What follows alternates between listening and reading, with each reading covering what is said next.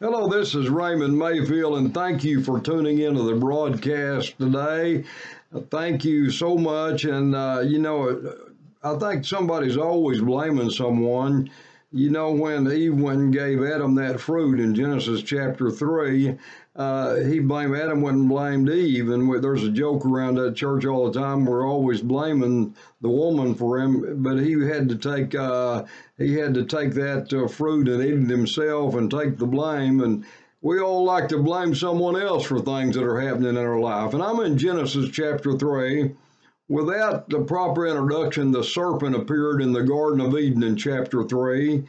Now the serpent was more cunning than any beast of the field which the Lord God had made. And he said to the woman, Has God indeed said, You shall not eat of the tree of the garden? And the Hebrew word for cunning means crafty. And Satan was working through the serpent. The serpent was crafty and sneaky. The serpent said to the woman, Has God said? God certainly means what he says. In chapter 2, we learn that there was a tree in the garden named the tree of good and evil. Why was it there? Because all of us have a free moral choice. God did create all of the devil and his angels, and they are his creation, and they did fall out of heaven, but we all do have the capacity to make a choice of whether we're going to live for God. And that's why that tree of good and evil was in the garden. They were not supposed to eat of that fruit. And God said not to eat of that certain tree in Genesis 3 and 4. But the serpent said to the woman, You shall not surely die. The serpent goes on to say in verse 5, If you eat this fruit, you will be like God, or you will be as wise as God. So Eve ate of the tree, and their eyes were opened, and they realized that they were naked. And in the previous chapter, they didn't realize that they were naked, and they didn't have no conscience about that. Then they heard the sound of God walking in the garden.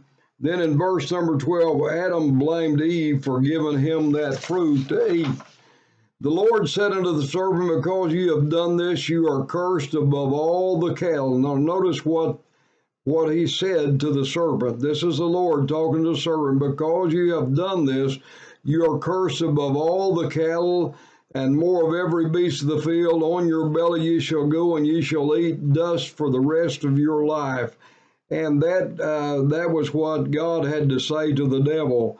One of the greatest prophetic scriptures in the Bible is found in Genesis 3 and 15.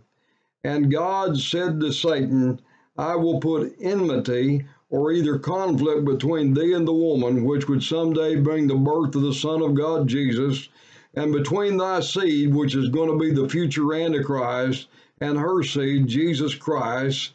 Its warfare of Jesus shall bruise thy heel, and Satan, thou shalt bruise Jesus' heel.